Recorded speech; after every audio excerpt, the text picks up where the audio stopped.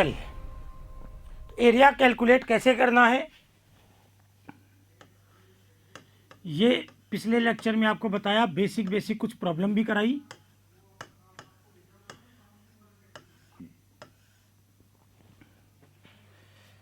तो अब और प्रॉब्लम डिस्कस करेंगे, तब जाके चैप्टर आपका क्लियर होगा। लिखो question, find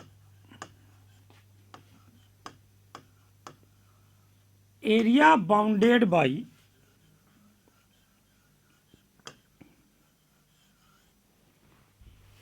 curve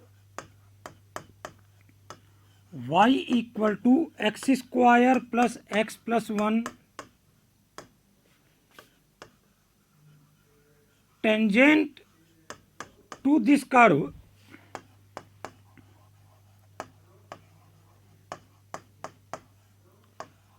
at point 1,3 and x equal to -1। देखो बेटा, तीन चीजें हैं। एक तो ये कर्व है, एक ये लाइन है इस कर्व की इस पॉइंट पे टेंजेंट, और एक ये लाइन है। हमें इन तीन चीजों से बाउंडेड एरिया चाहिए। तो देखो बेटा, पहले डायग्राम बनाते हैं और पहले तीनों इक्वेशन लिख लेते हैं। देखो कौन कौन है। सबसे पहले तो ये कर्व, ध्यान से देखो 1,3 इस कर्व पर है, तो टेंजेंट की इक्वेशन ढूंढते हैं। तुम्हें पता है dy by D x tangent का स्लोप बताता है, तो dy बाई डी एक्स हुआ 2x प्लस 1, x कितना है 1, तो स्लोप हुआ 3। तो y minus 3 equal to m x minus 1 minus 3 cancel, tangent की इक्वेशन आ गई y इक्वल टू 3x। समझ गए होगे सब टेंजेंट तो। अरे किसी कर्व की टेंजेंट कैसे निकालते हैं? dy बाई डी एक्स किसको बताएगा? स्लोप को। तो इसका dy बाई डी एक्स निकाला 2x प्लस 1, पॉइंट का x रखा, x पॉइंट का कितना है 1, तो ये dy बाई डी एक्स आ गया इस पॉइंट पे। और याद रखना, किसी पॉइंट पे dy by D x slope of tangent होता है। ये स्लोप मिल गया, इस पॉइंट पे टेंजेंट है, यानी टेंजेंट इस पॉइंट से पास हो रही है, तो y माइनस वाई वन बराबर है mx माइनस x1। और तीसरी लाइन है x बराबर -1। तो ये कर्व, ये लाइन और ये लाइन, इन तीनों से जो एरिया बाउंड हो रहा है वो हमको चाहिए। ग्राफ बनाते हैं अभी। अब ये सवाल हो गया, इन तीन चीजों से बाउंडेड एरिया चाहिए।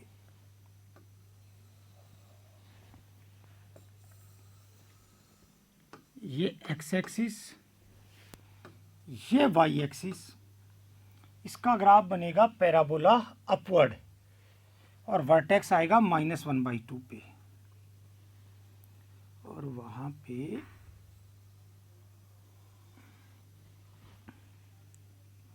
यहां -1/2, यहां आएगी x बराबर -1 लाइन।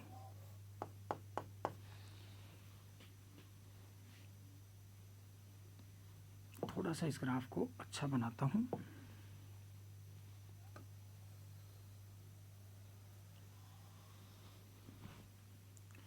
इस पे ये पॉइंट है 1,3, इस पे टेंजेंट खींची, y इक्वल टू 3x है, तो ओरिजिन से पास होगी। ये पॉइंट के कोऑर्डिनेट है 1,3। हमें तीन चीजों से बाउंडेड एरिया चाहिए, इस कर्व, इस लाइन और इस लाइन से। ये लाइन क्या है? y बराबर 3x। ये कर्व क्या है? y बराबर x square plus x plus 1। ढंग से देख लो, तीनों से बाउंडेड एरिया ये हो गया, जो तीनों से बाउंड हो रहा हो। अब इस एरिया को कैसे निकालें? यहां देखें तो x 1 है, तो एक काम करें, 0 से 1 इसका इंटीग्रेशन करें इस कर्व का, तो ये पूरा एरिया आ जाएगा।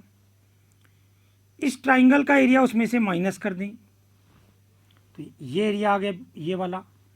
ऐसे यहाँ से यहाँ -1 से 0 इस कर्व का इंटीग्रेशन करेंगे, ऊपर वाला एरिया आ जाएगा।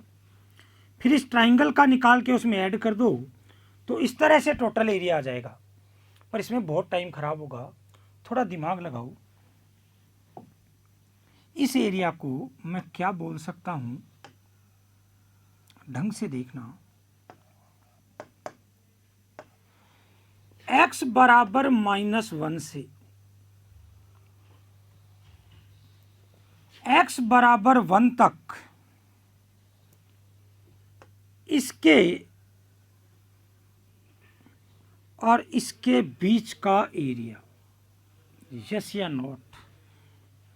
x बराबर -1 से x बराबर 1, इन दोनों के बीच का एरिया है।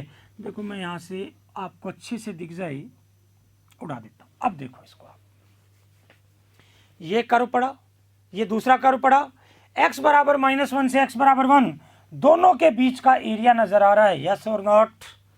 सबको नजर आ गया होगा। अब तो रिक्वायर्ड एरिया क्या हो गया, रिक्वायर्ड एरिया क्या हो गया, -1 से 1 अपर के y में से, ऊपर वाले ग्राफ के y में से नीचे वाले ग्राफ का y सब्ट्रैक्ट कर दो। ऊपर किस कौन ये और नीचे कौन ये, इसका y ऊपर वाले का ये और नीचे वाले का y ये। अब लिमिट भी बड़ी इंटरेस्टिंग आ गई।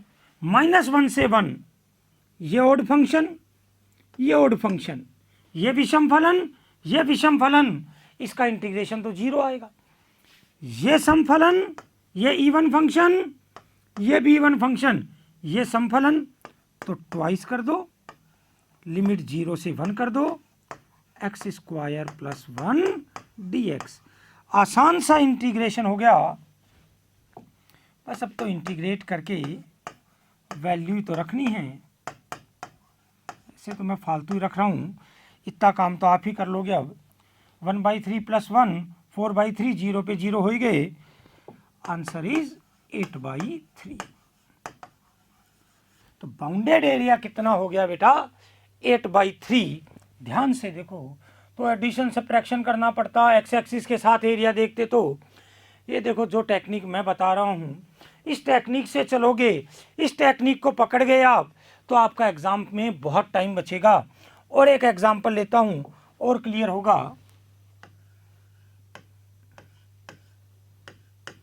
Find area bounded by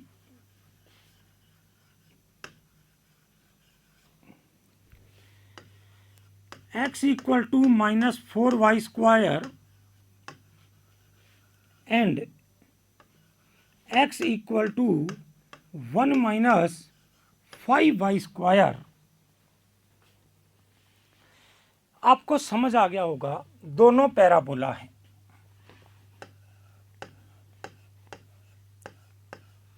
y square equal to -1/4x, y square equal to -4ax वाला, यानी लेफ्ट हैंडेड।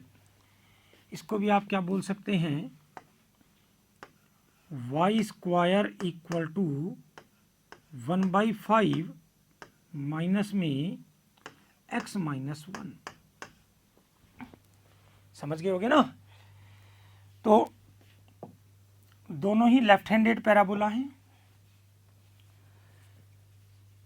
चलो बनाते हैं ग्राफ।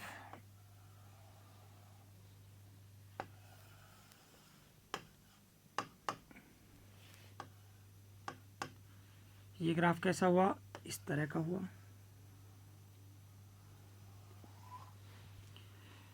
इसका वर्टेक्स कितना आया, 1,0। अरे जानते हो ना, y की जगह y माइनस एल बीटा और x की जगह x माइनस एल्फा आ जाए पैराबोला की इक्वेशन में, तो वर्टेक्स एल्फा बीटा हो जाता था। तो इसका वर्टेक्स आएगा 1,0 पे, इधर चलेगा, लेफ्ट हैंडेड है। अब ये देखते हैं ये ऊपर ऊपर से ही जाएगा या इसको इंटरसेक्ट भी करेगा, ये देखते हैं। तो दोनों का इंटरसेक्शन पॉइंट निकाल लेते हैं। यहां से x उठा के यहां रखा, तो इधर कर लेते हैं calculation. -4y² equal to 1 - 5y², इधर आया तो y² equal to 1, y equal to +-1। Yes, intersect करेगा भाई दो जगह। ये ग्राफ गया ऐसा,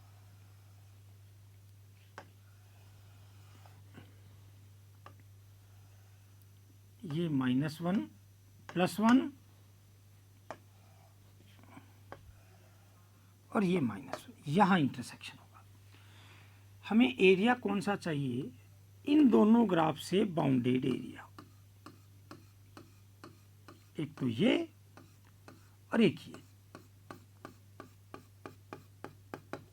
यहाँ एक 0 है, यहाँ 1 है, और x 1 रखेंगे, y 1 रखेंगे तो x आएगा -4। यहाँ दोनों जगह x सेम आएगा -4। अब ये एरिया कैसे निकालेंगे? यदि आप एक एंगल से सोचें, एक डायरेक्शन में सोचें, तो -4 से 1 तक इस ब्रांच का इंटीग्रेशन करूं मैं, तो ये पूरा एरिया दे देगा x एक्सिस तक।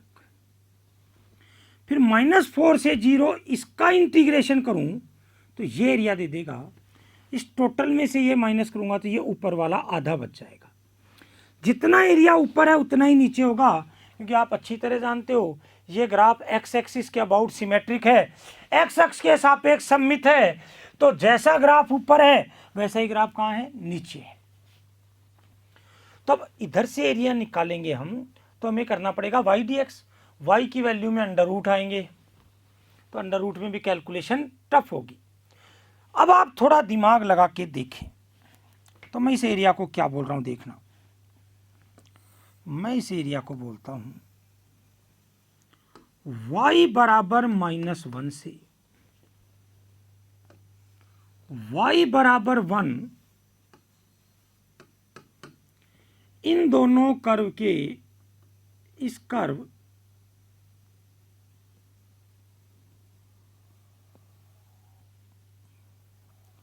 और इस कर्व के बीच का एरिया देख लो ध्यान से। इन दोनों कर्व के बीच का एरिया है, देख लो ध्यान से, देख लो, ठीक है। देखो एक्सिस उड़ाता हूं और ढंग से दिखेगा आपको।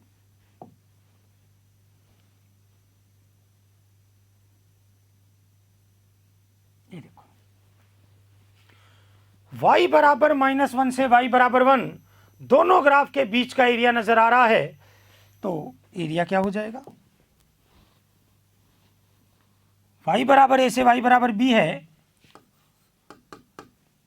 तो y बराबर -1 से y बराबर 1। राइट वाले के x में से लेफ्ट वाले का x सब्ट्रैक्ट करो तो x कितना है?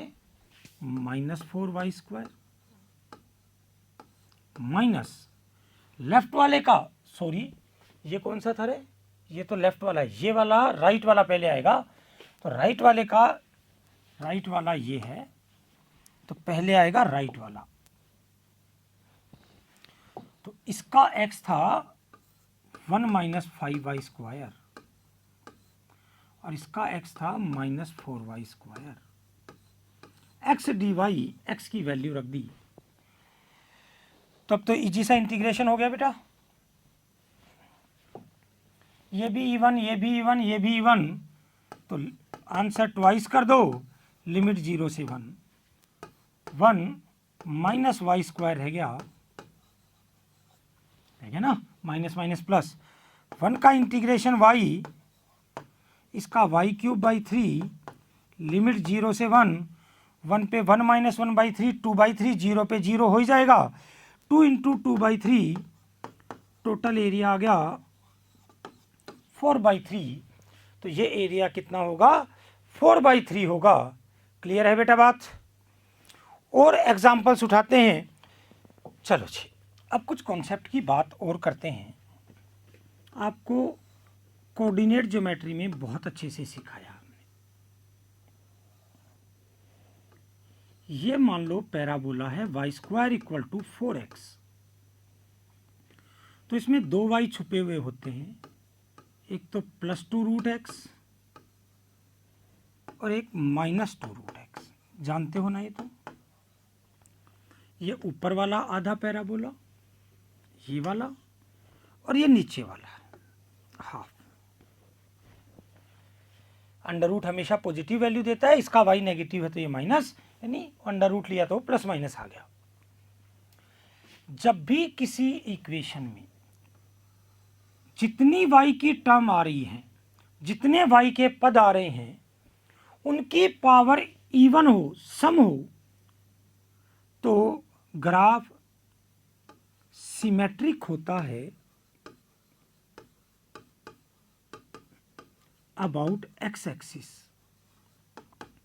क्योंकि क्या होता है, y की दो वैल्यू आ जाती है, एक पॉजिटिव और एक नेगेटिव, तो जैसा ग्राफ ऊपर है वैसा ही नीचे है। और x की पावर इवन होती है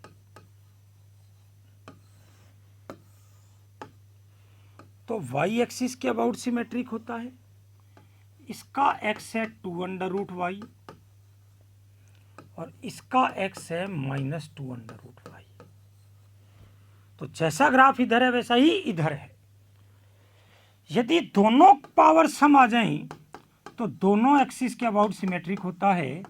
जैसे ये सर्कल है, ये जैसा x एक्सिस के ऊपर है वैसा ही नीचे है, जैसा y एक्सिस के राइट साइड में है, दाईं साइड में है, वैसा ही किधर है, लेफ्ट साइड में है। चलो लिखो question. Find area between two branches, दो शाखाएं। जैसे भी y² = 4x की दो ब्रांच थी ना, एक ऊपर वाली और एक नीचे वाली, ऑफ कर्व, मतलब कोई ऐसा कर्व दे रहा हूं जिसमें दो ब्रांच बन रही होंगी,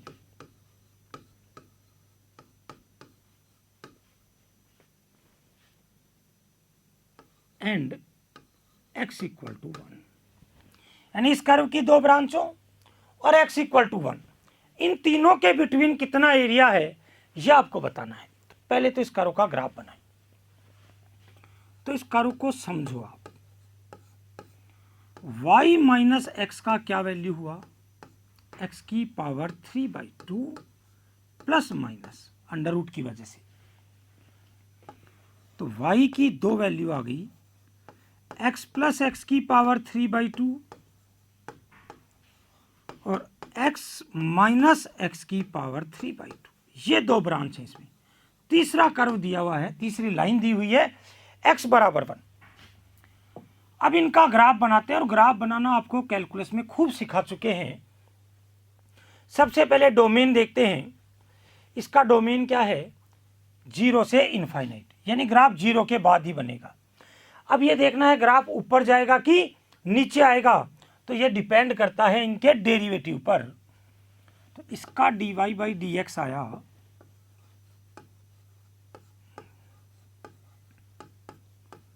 1 + 3/2 √x।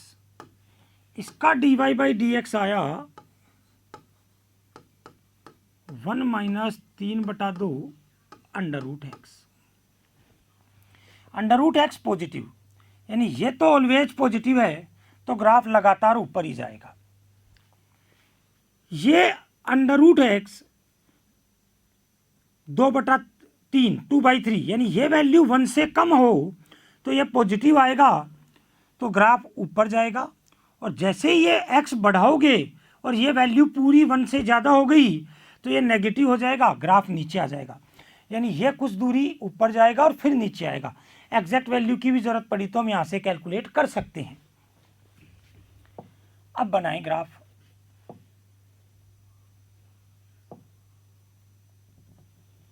अब ग्राफ बनाएं।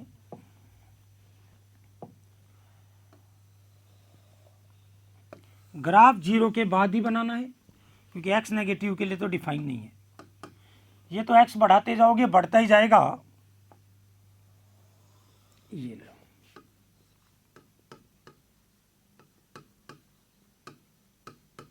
ये देखो कब तक रहेगा पॉजिटिव, इसको पॉजिटिव करें तो ये 1 से कम रखना होगा, 2/3, x 4/9 से पहले पहले पॉजिटिव होगा। यहाँ कहीं 4/9 है, इस तक तो ये ग्राफ जाएगा ऊपर, और अब ये ग्राफ आएगा नीचे,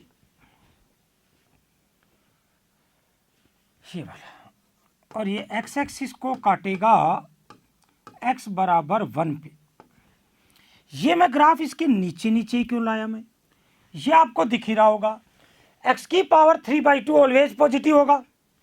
यहाँ x में तो ये ऐड हो रहा है और यहाँ x में सब्ट्रैक्ट हो रहा है, तो सेम चीज है x दोनों में, यहाँ तो ऐड हो गई ये पॉजिटिव क्वांटिटी और यहाँ पॉजिटिव क्वांटिटी सब्ट्रैक्ट हो गई। दैट मीन्स ये हमेशा हमेशा इससे ज़्यादा ही रहेगा। ये तीसरी लाइन अपनी x बराबर 1, ये इन तीनों से बाउंडेड एरिया हो गया,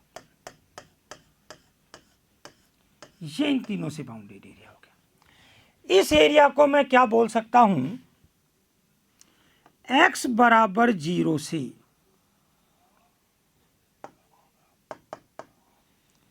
x बराबर 1 तक इस ग्राफ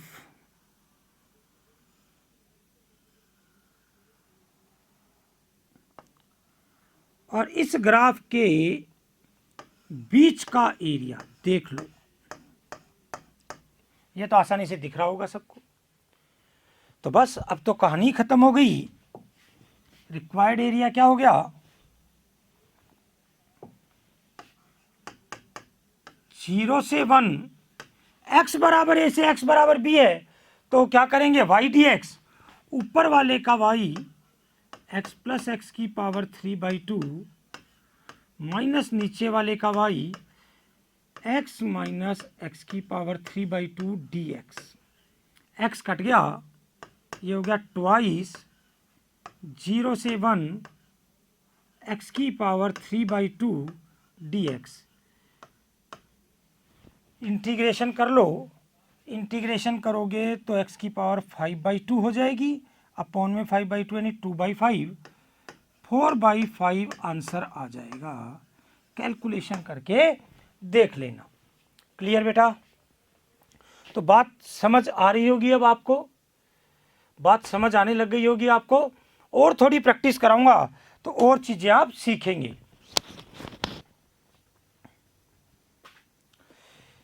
चलिए कुछ और प्रॉब्लम्स डिस्कस करते हैं।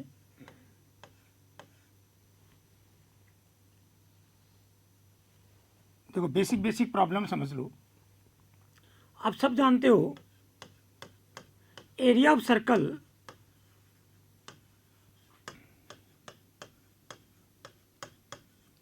पाई आर स्क्वायर होता है, आर रेडियस है। क्यों होता है पाई आर स्क्वायर, इसको समझिए। ये एक सर्कल है। अब एक बात बताइए आप, मैं कहीं भी रेफरेंस ले लूं, कोऑर्डिनेट एक्सिस यहां लूं या इसके सेंटर से पास होते हुए ले लूं, क्या रेफरेंस चेंज करने से कभी एरिया चेंज होता है, लेंथ चेंज होती है? नहीं होती। बहुत अच्छे से कोऑर्डिनेट ज्योमेट्री में हमने ये बात सीखी हुई है। जैसे ही मैंने ये रेफरेंस लिया तो इस सर्कल का इक्वेशन क्या हो गया,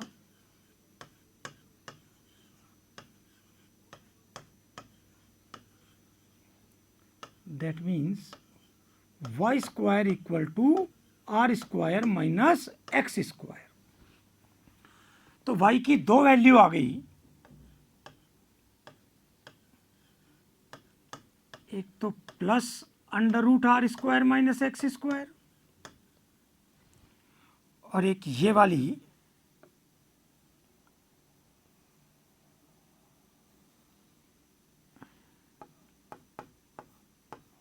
माइनस, यानी वास्तव में सर्कल की इस इक्वेशन में दो फंक्शन छुपे हुए होते हैं, हाफ सर्कल ऊपर वाला ये और नीचे वाला हाफ ये।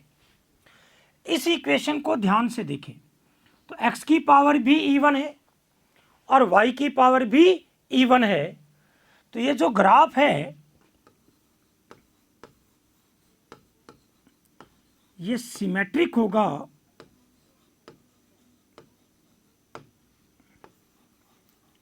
अबाउट बोथ एक्सिस, दोनों अक्षों के सापेक्ष सममित होगा, दोनों एक्सिस के रेस्पेक्ट में सिमेट्रिक होगा, जैसा इधर वैसा इधर, जैसा ऊपर वैसा नीचे। यहां x 0 है, यहां r है। तो यदि हम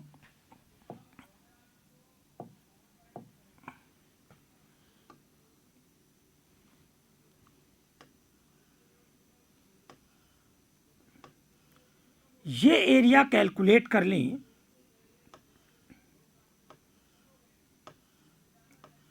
और इसको 4 टाइम कर दें तो टोटल एरिया आ जाएगा या नहीं आ जाएगा? डेफिनेटली आ जाएगा। तो देखते हैं इस टोटल एरिया को मैं क्या बोल सकता हूं, 4 टाइम इस एरिया का। ये एरिया क्या है? 0 से r तक इस ग्राफ का x एक्सिस तक का एरिया। तो 0 से r इसका क्या कर दें? इंटीग्रेशन। ग्राफ ये वाला ऊपर है तो इंटीग्रेशन पॉजिटिव आएगा, तो प्लस माइनस के साइन वाली भी दिक्कत नहीं है। इसका इंटीग्रेशन क्या होता है आप सब जानते हो, x/2 अंडर रूट जो है वो plus r²/2 sine inverse x/r। याद कर लो फॉर्मूला, अंडर रूट ए स्क्वायर माइनस एक्स स्क्वायर वाला। लिमिट कितनी है? 0 से r। अब लिमिट रखें इसमें, अपर लिमिट रखें r, तो r रखते ये 0 हो गया, r रखते ये क्या हुआ? Sine inverse r/r 1, sine inverse 1 हो गया π/2 माइनस 0 रखा तो 0 इंटू समथिंग 0, साइन इनवर्स 0 भी 0, तो टोटल आ गया πr²/4, 4 से 4 कैंसिल, ये टोटल एरिया πr²। तो वास्तव में जो बचपन से आप पढ़ते आए हो सर्कल का एरिया πr² होता है, उसका डेरिवेशन यहां इंटीग्रेशन से होके आता है। ऐसे ही याद रखिएगा, एलिप्स का एरिया आप जानते होंगे, ये कोई एलिप्स है,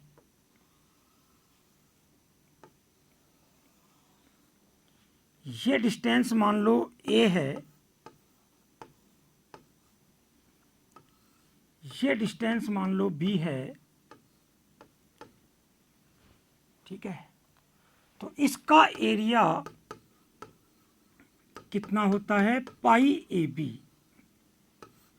इसका भी डेरिवेशन सेम वे में कर सकते हो आप। रेफरेंस ले लो, इसको x अक्ष, इसको y एक्सिस, तो इस एलिप्स का इक्वेशन आ जाएगा। इक्वेशन लिखो, यहां से y का वैल्यू निकालो, ठीक है। सिमेट्रिक है तो इसको इंटीग्रेट करके 4 टाइम कर लेना, ये आंसर आ जाएगा। तो सेम वे में ये भी सोल्व हो जाएगा। क्लियर बेटा? चलो, फाइंड एरिया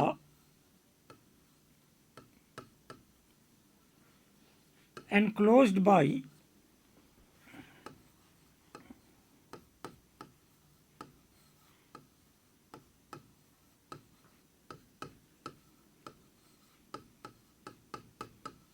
ये एरिया हमको चाहिए। देखो, देखते ही कारो पहचान में आ गया होगा, एलिप्स है। अब एलिप्स हमको कब समझ आता है? जब उसको हम स्टैंडर्ड फॉर्म में चेंज करते हैं और ये हमारा स्टैंडर्ड फॉर्म है कौन सा, अल्फा बीटा सेंटर वाला, इसका सेंटर कितना होता है, अल्फा बीटा। तो परफेक्ट स्क्वायर बनाएं, इन दोनों को साथ में लें, x माइनस 1 का होल स्क्वायर, ये 5 उधर ले गए, इसको परफेक्ट स्क्वायर बनाने के लिए मुझे एक्स स्क्वायर में हो गया -2x, फालतू आ गया +1, इधर भी लगा दिया +1, 2 कॉमन लिया, वाई स्क्वायर प्लस 3y, तो वाई स्क्वायर प्लस, थोड़ा डेटा चेंज करता हूँ कैलकुलेशन इजी हो जाए, 8y करता हूँ, वाई स्क्वायर प्लस 4y, तो वो आ जाएगा y प्लस 2k स्क्वायर में। ठीक है, फालतू क्या आएगा, वाई स्क्वायर 2 से मल्टीप्लाई होके 2y स्क्वायर मैच हो गया, 4 2 से मल्टीप्लाई होके 8 इधर ऐड करना पड़ेगा, ये 4y इंटू 2 8y मैच हो गया।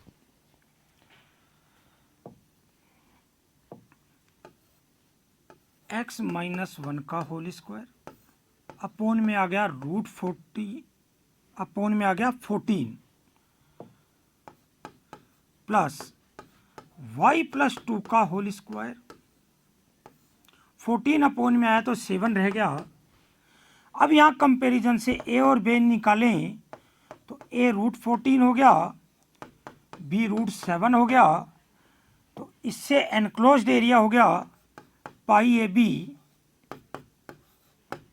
ए बी की वैल्यू रखोगे तो 7√2 पाई आंसर आ जाएगा। क्लियर बेटा?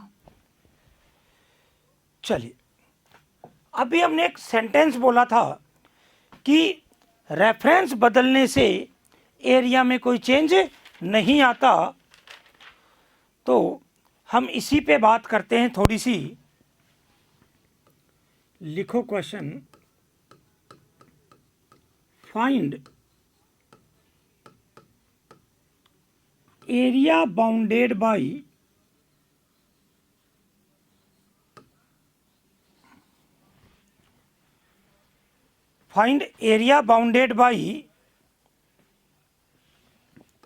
y square minus 4y minus 4x plus 8 equal to 0 and y equal to x plus 1।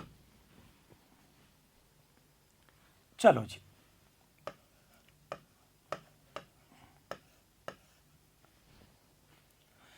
ये देखते ही आपको समझ आ गया कौन सा कर्व नजर आ रहा है, पैराबोला। तो परफेक्ट स्क्वायर बनाते हैं,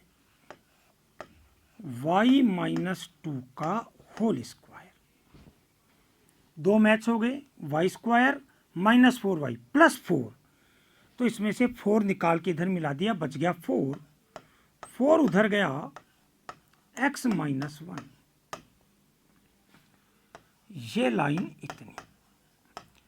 अब देखो बेटा, यदि y square equal to 4x parabola होता तो हम ग्राफ बड़ी आसानी से बना लेते। तो हम यहां लगाते हैं shifting of origin. Shifting of origin का कंसेप्ट याद करो, और याद नहीं है तो 11th की कोऑर्डिनेट से अच्छे से रिवाइज करो।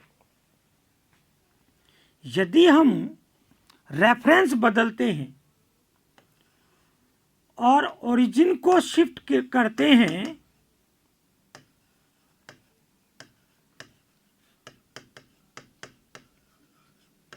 कहां पर, अल्फा बीटा पर,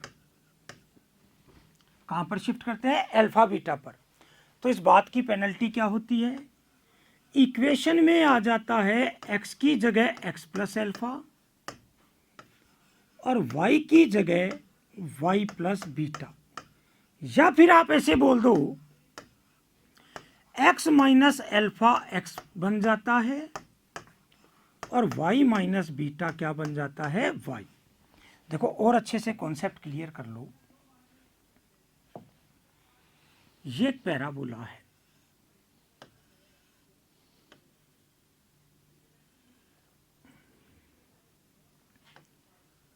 मान लो ये पॉइंट 1,2 है,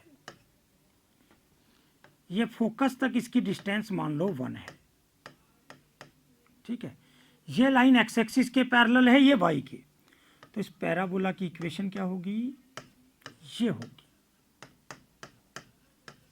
ठीक है बेटा। वर्टेक्स माइनस करके ऐसे ही लिखते थे ना। यदि इस 1,2 पर हम ओरिजिन ले आए तो अब हमें ये एक्स एक्सिस दिखने लग जाएगा और ये क्या दिखने लग जाएगा, वाई एक्सिस। तो ये अल्फा ये बीटा, एक्स माइनस अल्फा बनेगा एक्स और वाई माइनस बीटा बनेगा वाई। ये पैराबोला ऐसा दिखने लग जाएगा। तो याद रखिएगा, यदि ओरिजिन को अल्फा बीटा पर ले जाएं तो इक्वेशन में क्या चेंज आएगा, एक्स की जगह क्या हो जाएगा, एक्स प्लस अल्फा, और वाई की जगह क्या हो जाएगा, वाई प्लस बीटा। या फिर आप बोल दो एक्स माइनस अल्फा क्या बन जाएगा, एक्स, और वाई माइनस बीटा क्या बन जाएगा, वाई। तो मैंने क्या किया, मैंने शिफ्ट किया ओरिजिन को कहाँ पे, 1,2 पे। तो ये काम करते ही यानी इसके वर्टेक्स पे ओरिजिन को ले गया, नहीं तो ये कहीं ओरिजिन से दूर पड़ा होता, पर फिर इसका ग्राफ यहाँ आ जाएगा। कोई कर्व कहीं पड़ा है, एरिया बाउंड हो रहा है, शिफ्टिंग ऑफ ओरिजिन से एरिया में कोई चेंज नहीं आएगा। तो इसकी पेनल्टी क्या होगी, एक्स की जगह क्या जाएगा, एक्स प्लस 1, और y की जगह क्या जाएगा, y प्लस 2। ये पेनल्टी होगी। x की जगह x प्लस 1 रखा तो ये 4x हो गया, y की जगह y प्लस 2 रखा ये y स्क्वायर हो गया, यहां रखा y प्लस 2, x प्लस 1, तो प्लस 1 प्लस 1 प्लस 2 इधर कैंसिल। तो बताओ बेटा, जितना एरिया इन दोनों के बिटवीन है उतना ही एरिया इन दोनों के बिटवीन होगा या नहीं होगा, डेफिनेटली होगा। दोनों में फर्क क्या है, सिर्फ इतना फर्क है, हमने रेफरेंस बदला है। हमने क्या बदला है, रेफरेंस, और रेफरेंस बदलने से एरिया में कोई चेंज नहीं आता।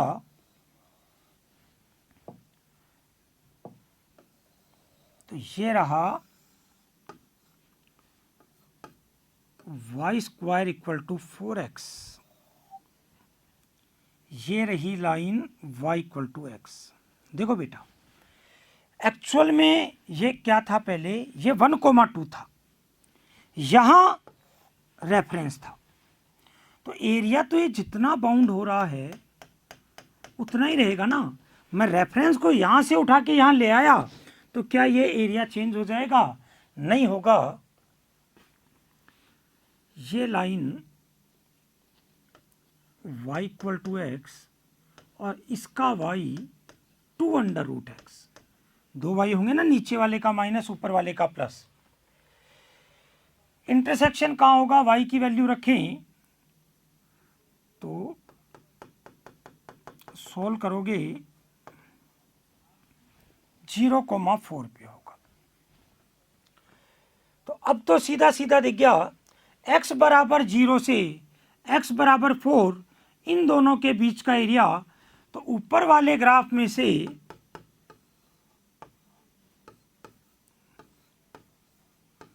नीचे वाले का ग्राफ सब्ट्रैक्ट कर दो। ऊपर कौन है, पैराबोला है जहां तक एरिया बन रहा है, और नीचे कौन है, लाइन। बस अब तो सीधा सीधा इंटीग्रेशन है, इसका इंटीग्रेशन x की पावर 3/2 अपॉन 3/2, तो ये हो गया 4/3 x की पावर 3/2, इसका हो गया x स्क्वायर बाई 2, लिमिट 0 से 4, वैल्यू डालें 4, 8, 32/3 माइनस 8, 0 पे दोनों ही 0 हो गए, सोल्व करें तो एरिया आ गया 8/3।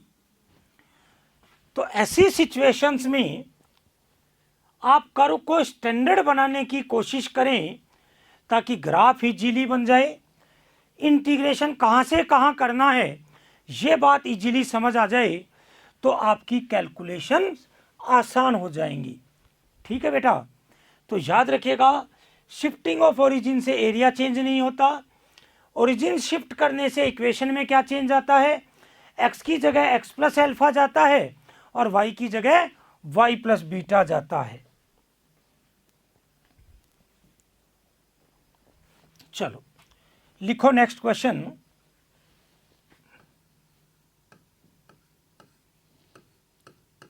फाइंड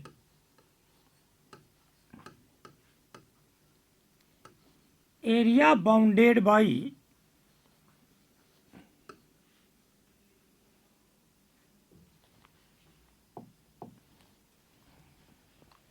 या फाइंड एरिया बिटवीन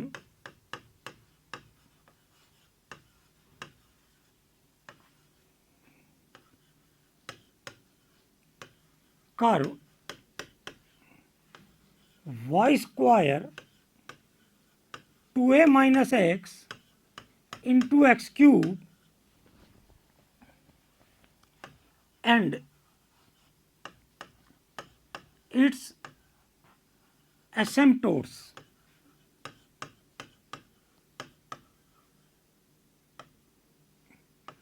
एसिम्पटोट मतलब अनंत स्पर्शी।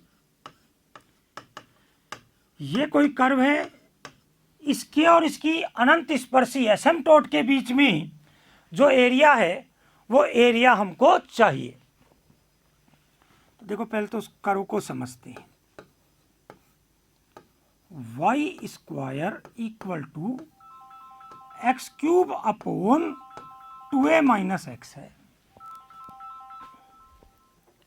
ठीक है बेटा, y की पावर सम है, y की पावर इवन है, तो ये ग्राफ एक्स एक्सिस के अबाउट सिमेट्रिक होगा क्योंकि इसमें दो y छुपे हुए होंगे।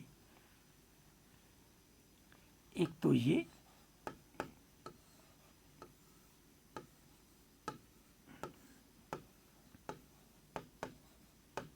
और एक ही, और तुम बहुत अच्छी तरह जानते हो ये दूसरा जो दिख रहा है ये दोनों एक दूसरे के मिरर इमेज होते हैं एक्स एक्सिस में।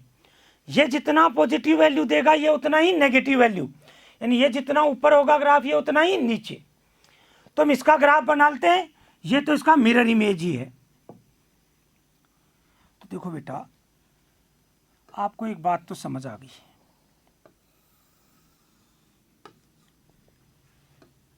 ये डिफाइन ही कहाँ से कहाँ होगा, 0 से 2a तक। मान लो आप सोचो a की जगह 5 है, 10 है ये मान लो, तो यदि यहाँ 10 से बड़ा रख दिया तो नेगेटिव हो जाएगा, डिफाइन ही नहीं होगा। समझ गए बेटा। अब देखो इसका ग्राफ बनाना है तो ये कब इंक्रीज होगा कब डिक्रीज होगा, थोड़ा सा कॉमन सेंस लगाओगे यहाँ पता लग जाएगा। अदरवाइज अपने को पता ही है डिफरेंशिएशन करेंगे, डेरिवेटिव पॉजिटिव आएगा तो ऊपर, डेरिवेटिव नीचे आएगा तो नीचे। तो यहाँ x है, x बढ़ाओगे ये क्वांटिटी बढ़ेगी, ये x सब्ट्रैक्ट हो रहा है, x बढ़ाओगे ये क्वांटिटी कम होगी, x बढ़ाने पर डिनोमिनेटर कम हो रहा है, न्यूमरेटर बढ़ रहा है, तो ये भी बढ़ाएगा और ये भी बढ़ाएगा। तो हमें समझ आ गया x इंक्रीज करने पे ये क्वांटिटी क्या हो रही है, इंक्रीज हो रही है।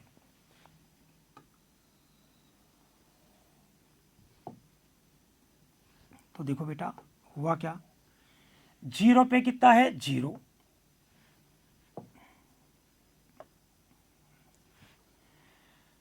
चलते जाएंगे x बढ़ाते जाएंगे, ये ग्राफ बढ़ता जाएगा, 2a रखेंगे तो अपोन में 0 आके क्या हो जाएगा, इनफाइनाइट।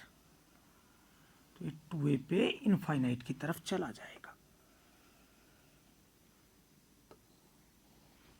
ऐसा सा इसका ग्राफ बनेगा, जैसा ग्राफ ऊपर है वैसा ही नीचे है। ये वाली इक्वेशन इस ब्रांच की है, ये इक्वेशन इस ब्रांच की है। ये लाइन इसको कहाँ टच करेगी, इनफाइनाइट पे। तो ये हो गई इसकी एसिम्पटोट। तो हमें एरिया कौन सा चाहिए,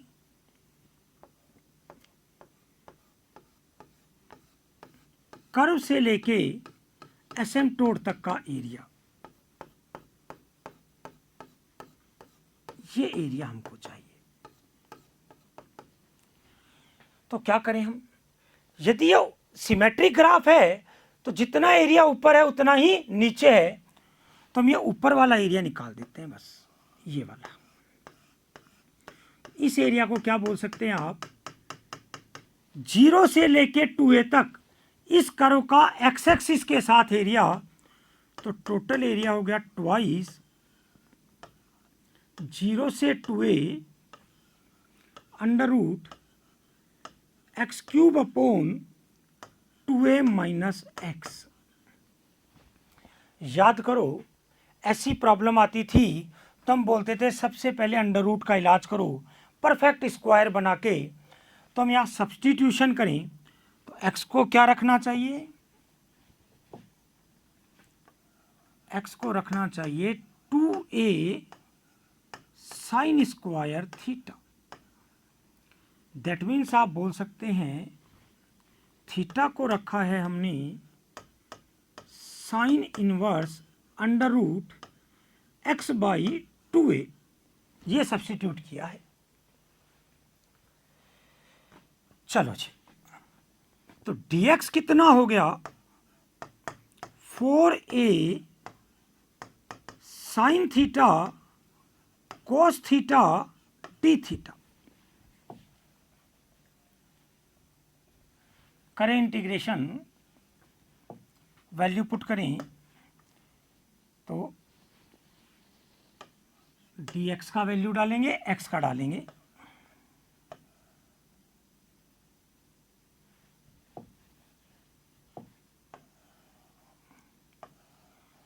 एक्स क्यूब करेंगे 8a क्यूब साइन की पावर 6 थीटा।